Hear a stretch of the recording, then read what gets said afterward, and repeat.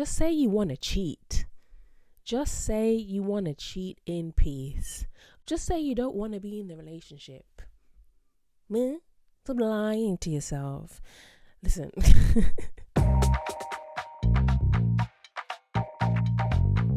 Hello, darlings. Welcome to AM to PM. This is episode 6 of your weekly reality check, your survival guide into everyday life. And speaking of survival guides, can we just talk about Ned's Declassified Survival Guide one time? Ned's podcast. Why are the cast of Ned's Declassified Survival Guide, a show that was on Nickelodeon for kids? I was a child, teenager watching that show. Why are they talking about sucking and bucking on set after the scenes they were doing the sneaky deaky when they should have been studying their books and reciting their lines? They were doing speed and swallowing male genitalia in the middle of the day. And as much as that's juicy information, I used to have a crush on Ned. I don't know, something about that little small head of his and the innocent face. I just adored Ned. But I don't need to know that Mose was giving him the Gork 3000. Do you remember the first that I What are gave you going to ask on this podcast? First what? BJ. I actually do. You really want to talk about this on the pod? I just wanted to say that I felt like a failure from that point because He didn't finish. That's not information that I needed to know. Or did I need to know that? I don't know. Something about it. I'm not sure if I'm turned on by the information or if I'm completely turned off. The fact that they were kids, okay, it makes it very, very wrong that they were doing such things. And Mose seems to have been in the streets. She was loving the crew. Good for her. She gives me dominant woman vibes. So big up Mose. But at the same time, I don't think we needed to know that information. There's some things that you could just better left unsaid, you know? Now I'm traumatized about my favorite childhood show. To know that they weren't as innocent as they seemed on a Tuesday afternoon. Anyways, moving on. This week we are talking about standing on business. That seems to be a reoccurring theme on the socials in the world. With a new year on the horizon, 2024's knocking on our door. I think this is a perfect time to get your life together so you can stand 10 toes down on your business. Capiche? But before we get into this week's topic, we're going to jump straight in with a dilemma. This is Ask Anna. We have got some hot and juicy questions this week. I'm very excited to get into them. You know I love the scandal. If you were in a long distance relationship, would you open it? Opening a long distance relationship, just say you want to cheat. Just say you want to cheat in peace. Just say you don't want to be in the relationship. Man, stop lying to yourself. Listen, I've actually had a few questions about long distance relationships. I don't know what people are trying to say about, I don't know what's going on in the world. Me personally, I don't really believe in long distance relationships. What's the actual point? Like, I know distance makes the heart grow fonder and all of that stuff. But if I can't see you, what are we doing? I'm putting my life on hold for somebody who lives miles away.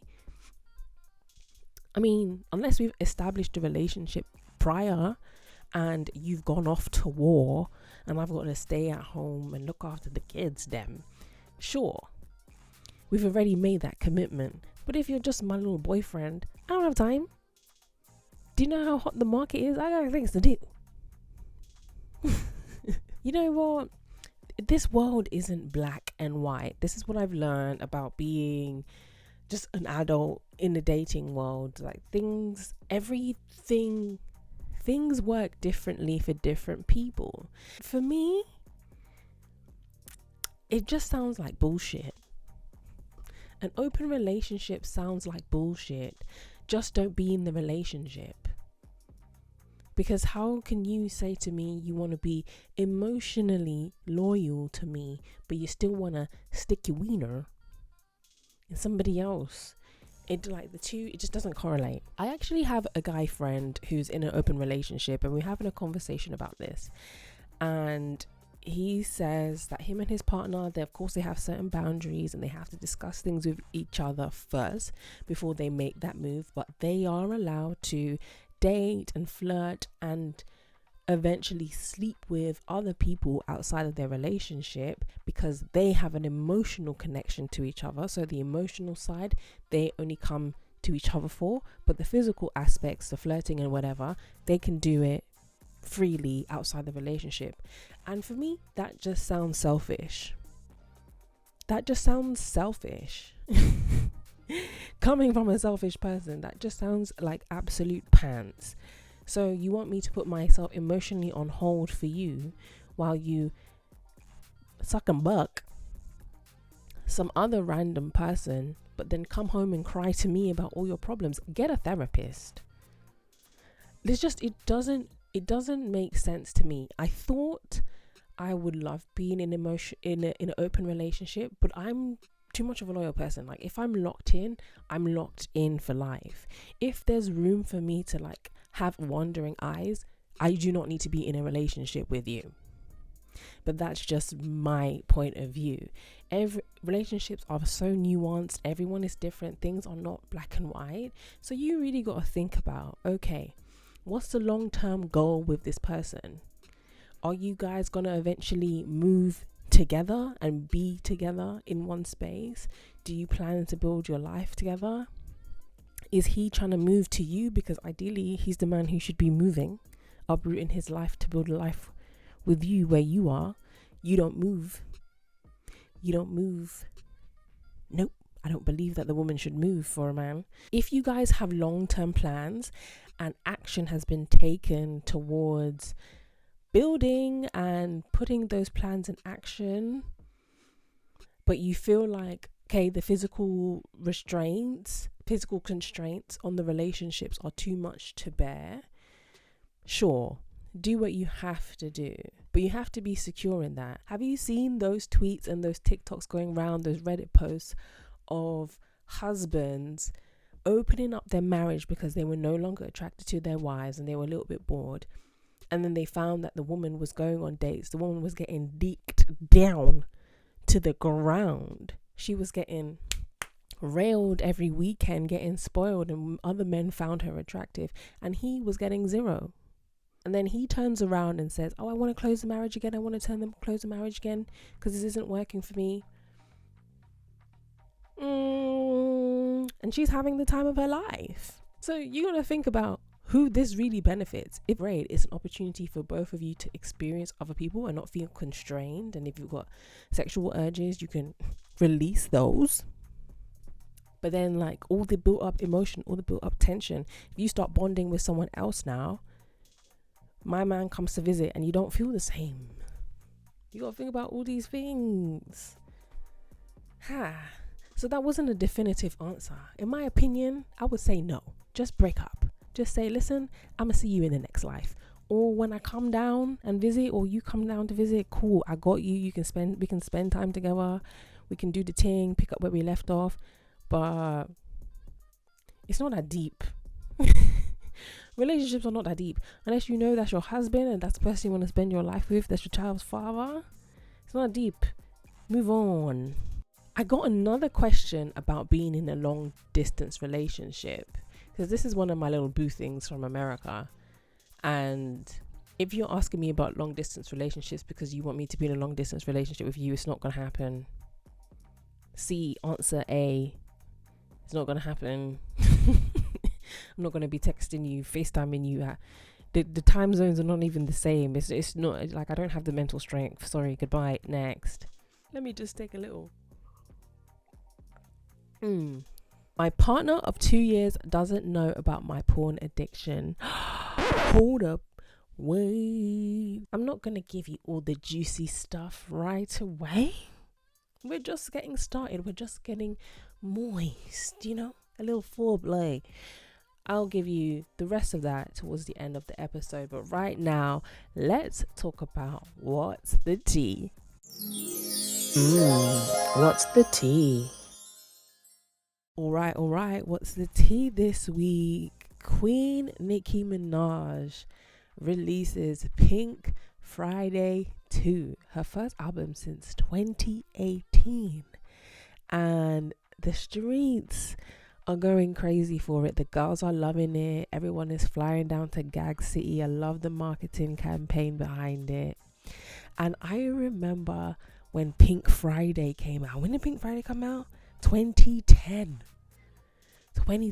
So I must have been like 15, and one of my good friends at the time was obsessed with Nicki Minaj. And yeah, this is when Nicki Minaj was in her queen era. I know she recently just dropped a Queen album, but I think Nicki was at the top of her game back in the early 2010s. That's when she was doing her thing. When, you know what, I'm yet to listen to this album. I've just been watching the reviews rolling, seeing what people are saying, and then in my own time I'm gonna listen to it. I don't tend to listen to albums as soon as they drop unless I'm absolutely obsessed with the artist. I don't know, I just kind of like, I want people to do their thing first, write their think pieces, and then I'll come in whenever I feel like it. But the reason why I'm also hesitant to listen to this album is because I've fallen out of love with Nicki. I fell out of love with Nicki a long time ago, and I just feel like her personality, her as a person, hinders me from listening to her music, because that woman is on a different planet. Yeah, I don't know. She gives me extreme negative vibes, extreme hateration, holleration vibes. And it's off-putting because she is the queen. Aside from, of course, the legends that came before her, we shall not name names. But I don't know, she gives entitled, spoiled brat and doesn't want anyone to overthrow her, but will pick and choose which of the new girls she wants to have under her wing. Is giving bitchy, it's giving high school. And of course the whole situation with her husband. Yeah, Nicki, good luck to you. Anyways, moving on swiftly, some tea about me. You can catch me outside. I'm DJing. This is one of my final gigs of 2023. I can't believe we're nearly at the end of the year. You can catch me outside at Pop Brixton on Friday the 15th. That's next Friday, 15th. One of my DJ residencies at Pop Brixton. It's free entry. There is security there, so don't pull up on me on some weird shit. Because the uncles, I make friends with security guards wherever I go, because I don't take my chances with people, especially male. The men fans that have pulled up on me once in a while. Oh no. If you just want to have a party and a good time and you want to see me play live, come on down to Pop Brixton. I'll be there for 6 hours, 6 to midnight. Next Friday 15th, it's free entry. Come on down, show some love. You can buy me some food if you like. And that'll be one of my last gigs of the year. And second announcement, I've got some sexy merch coming out. Some fabulous things. It's very early on in the AM to PM journey to be releasing merch, but I'm like, if not now, then whenever. So make sure you're following me on the Instagrams at Anna Marie Descartes. Make sure you're subscribed to this channel. I know we're on the road to 1K, but we're almost on 400 subscribers, which is a massive achievement, because when I started this, I think we were on like 350 something. So yeah, only maybe a few, probably like 6 subscribers away from 400, which is great, which is only like 600 away from 1000. Progress. I try to be positive about most things. So yes, thank you for your continued support. Got some nice cute merch for ya coming out very soon. and I'm looking forward to that. So make sure to stay up to date. Okay, now let's get into this week's topic.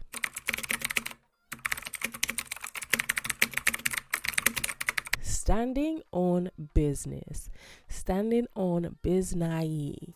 Word's a little scrappy. Like, you know what I'm saying? My BID-NI-YEE. Standing on business has been coming up a lot on the socials. It essentially means that you're gonna do what you said you're gonna do.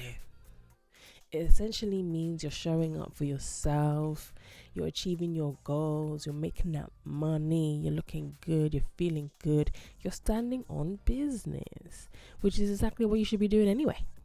This whole podcast is about standing on business and helping you be on the right track so you can stand on your business. But I'm going to give you some practical tips, as I always do, to help you manage the life that you want to live. Because 2024 is going to be a good year. Spiritually, in numerology, 2024 is a lucky number. Get ready for the abundance to hit. Let's go.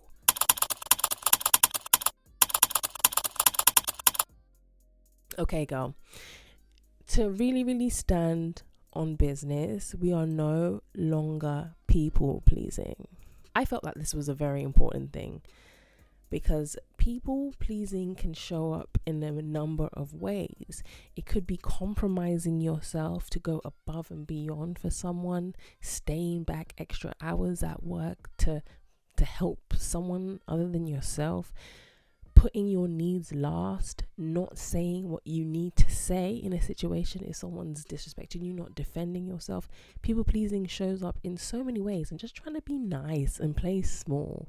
And that's something that I used to deal with a lot in my life up until maybe about a year ago when I started to shake that off, and I was like, I can't break my back trying to fulfill everyone's needs, trying to be like this for this person, trying to be like that for that person.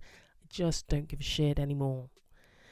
I am going to show up for me, as me, and I'm going to make sure that I get what I want from this world. Right? Ever since I've switched my mindset and I've been walking in that energy, life has been so great for me, and I'm very, very happy. And here's how you can be happy too. People pleasing stems from not feeling worthy within yourself, to just show up as you and you alone, with the dusty clothes on your back. If you struggle with self-esteem and self-worth, you may find yourself overextending or overcompensating to get people to like you or get people to be your friend and things like that. First and foremost, if you don't know your value, and if your value isn't clear to others within, from the jump or within one of the first couple of interactions with people, then they are not the people that you need in your life. These are not the things that you need in your life. You shouldn't have to perform or play puppeteer or, dance around to show someone, hey, I'm worthy.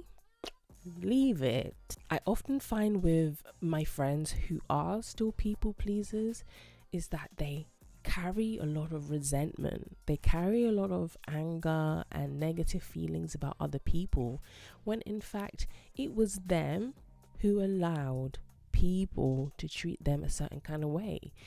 If people know, people can smell desperation.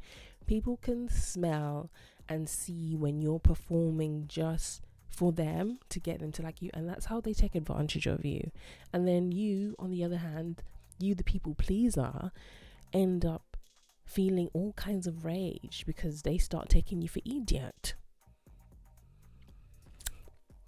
when that could have been prevented from the beginning. So you need to start saying no if something doesn't align with you or something doesn't work for you. No is a complete sentence. You don't need to go around in circles complaining and whining and giving excuses.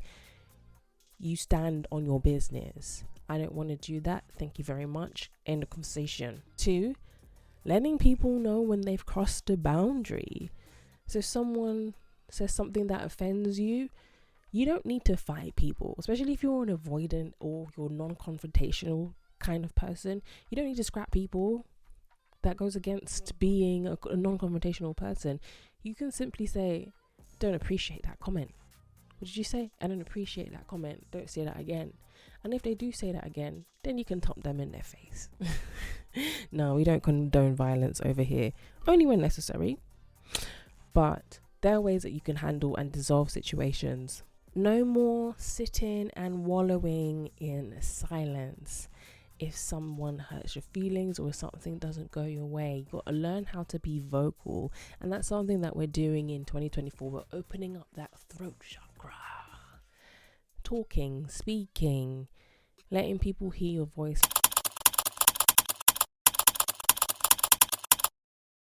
Know what business you're standing on. We're standing on business. So what is this business that you want to stand on?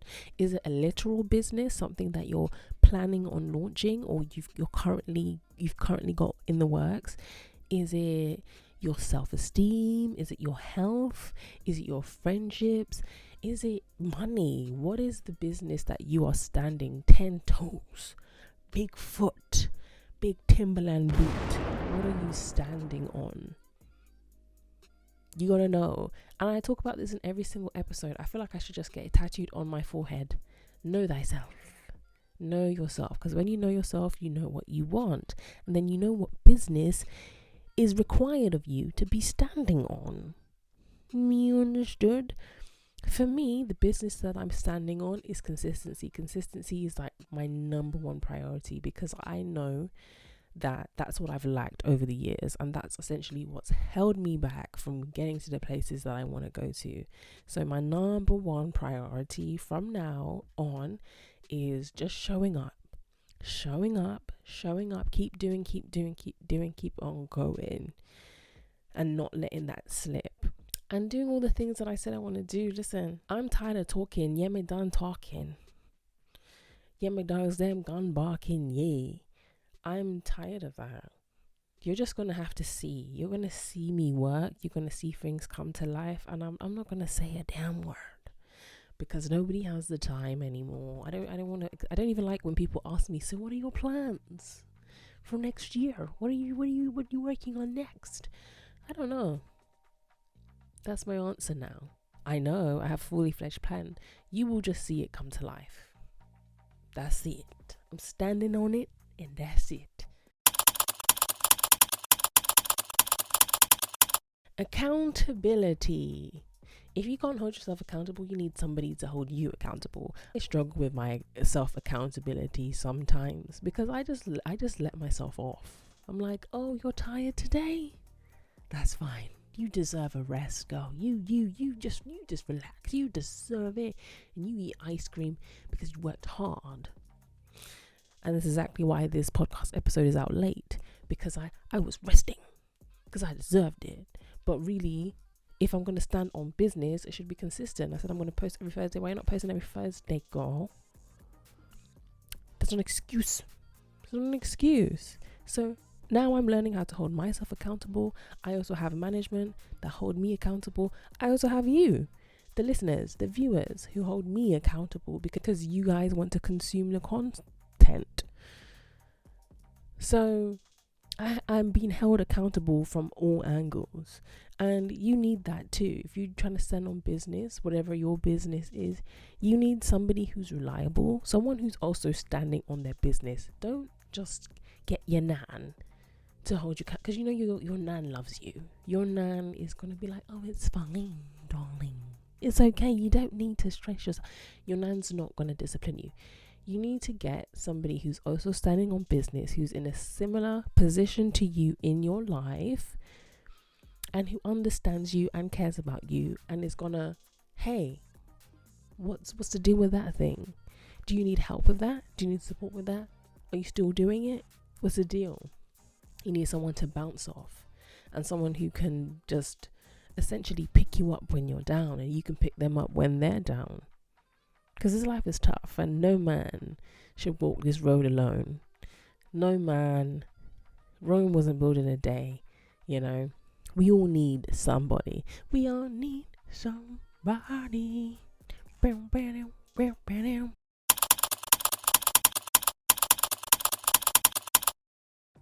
What's the plan, sis? What's the plan? Okay, yes, we're standing on business, but how are we going to stand on the business? And once we stand on the business, where are we going to go from there? Because we're going to have some new business to stand on. So what's the step? Did you ever watch Takeshi's Castle back in the day? They had this game called Stepping Stones. I think it was called Stepping Stones, and then you had to hop and skip over the stepping stone, and sometimes one of the stones was a loose one, so you go walk down to the ground. But you gotta be quick. If you notice that the stone that you stepped on is slightly wobbles, if you notice that but you gotta be quick. That's how some people win and some people don't. If you're hesitant and you're just going ba-dum, ba-dum, when you hit that loose stone, you're gonna go straight down. But if you're quick with it, bam, bam, bam, bam, bam, you can quickly adjust. The adrenaline will kick in, those instincts will kick in, and you'll go poof, poof, poof, and jump to the next stone. That's kind of how I see it. So you need a strategy. You need a plan. How are you going to get from point A to point B? And then how are you going to get from point B to point C? And if point C doesn't work, what's the pivot? What's a backup plan? Do you need to go back to point A? We don't have time to go back to point A. We're standing on business. We're moving forward. So you need to find a way to, if plan C fails, okay, all troops ahead. We're going to plan D. This is my logical side talking now, because I also work in the music industry and all I do is create. It's funny because I'm good at making strategies for other people, but for me, for my own self, I am slacking. But yeah, you got to have a plan. One of the artists that I'm working with is planning to release an EP, so we're working backwards. Okay, we know we want the EP to come out sometime next year. What do we need to do before then? And you got to work that way. Sometimes it's easy to look at the bigger picture and be like, I want £1 million, but how are you going to make £1 million if you can't even manage £100? If you can't manage £1,000, if you can't manage £100,000, okay, we need a plan to get you to make a solid £100. And then flip it, and then make a solid £1,000, and then flip it, and then you can make £1 million, maybe a year from now, or a couple of months. The internet is crazy these days. You can make crazy money in a short amount of time. I don't know your life, but you need to have some strategy in place in order for you to just have a clear path, a clear direction, so you're not scrambling around and just like, oh, well, I don't know what to do now. No, you should have made the plan before. We're standing on the business, okay? We're standing on plan A, and then we're going to go to point B, and then we're going to go to point C, and we're going to keep going. And we're going to keep on going, keep on going. Right, before we close off this week's episode, let's jump back into Ask Anna. Yes, if you would like your auntie, your darling, your big sis, Anna Marie, to answer your dilemmas, you can hit me up on the Insta. Follow me. Every week I put a little question box on my story. I leave it open. You can flood me with your questions. You can make a burner account and message me anonymously if you prefer to do that. But hey, I'm here to help you out. I've been through some ish in my life, and I'm also a Libra, so I think I give very fair and very just advice. My partner of 2 years doesn't know about my porn addiction. Scandal. When I say send me questions and dilemmas, this is what I mean. Live for the scandal, live for the drama. You guys are great. You go, Genko, go. Hi Anna, I've been in a relationship with my man for just over 2 years, but he doesn't know that I'm keeping a secret for him. I'm addicted to porn and have been for the last 5 years. I watch porn almost every night. I don't usually get myself off. Sometimes I just watch it because I like to watch him.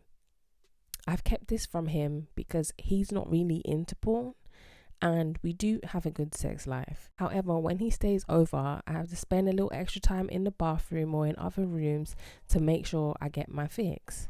He asked me why I take so long, but I just say I've got a bellyache or something. It hasn't affected our sex life as yet, but I do feel like this is something that he should know about me. What should I do? This is deep. First and foremost, thank you for the question. And thank you for being vulnerable and honest with me. It's a sticky one still. Because if you had said that the porn was affecting your sex life, I would be like, this is a deeper issue. This is a deeper issue that you need to sort out. You need to talk to him about, and you also need to go to a therapist or someone about, because there are some psychological rewiring that needs to happen. Porn is addictive. It's made to be addictive. It is $1 billion industry, and essentially it's built off taboos. Sex is not for the public eye. It's something that's usually done in private. So if it can arouse you, if seeing someone else get arouses you, then the porn industry wins and they're doing their job. But in today's society, with it being so accessible and you can literally see hundreds of thousands of videos for free on certain websites, or you can pay for it on OnlyFans, and there's like models, and like sex is very, very accessible. So I can understand why you would end up in that situation. However, where it gets tricky is you are in a committed relationship. If this person doesn't share the same values about sex and porn as you do, there's a misalignment. So I understand why you would have to keep that hidden, because it's something that he doesn't enjoy. And of course, you're worried about him judging you. You should tell him, because if you're in a committed relationship, it's the two of you together. And if he loves you and you love him, you shouldn't keep secrets from him, and he should ultimately support you, you know, on every part of your journey. And it's obviously a part, you've been watching porn for the last 5 years, so it's a huge part of who you are. It's become a daily routine. It's almost like smoking cigarettes. And yeah, that's a part of you that you can't hide. So I think maybe sit him down and just let him know, okay, this is something that you're dealing with and that you want to change, and you'd like his support on this. If you bring him into it and say, like, I know it's not something that you're into, but it would really help me if you could support me on this journey, or help me get the right help, so he feels like he's part of the healing process too, then that should be fine. Ultimately, if he loves you and he cares about you and he values the relationship that you two have, he will help you get through it, and he will sit down with you and help you understand. And if he turns you away and he judges you for it, then he's not somebody that you need to be with, and your problem is solved. Good luck. Thank you for tuning in this week. This is episode 6 of AM to PM. Make sure you're following me on the socials. We're on the road to 1K subscribers on YouTube. Make sure to hit that red button and the ding and the notification bell, so you're notified every time I post. And make sure you're following me on the socials, on Insta, on TikTok. And, you know, let me know how you fit. Let me know how you are. Let me know how you're spending your Christmas and what you'd like to see in this coming weeks. All right. I'm going to go now. Make sure you stand on your business. Make sure you stand on your BID-NI-YEE. For re-IE. Don't play IE. Word scrappy. From your girl, Anna Marie D. Okay, this is getting cheesy. I'm gonna fleazy. Goodbye. All right.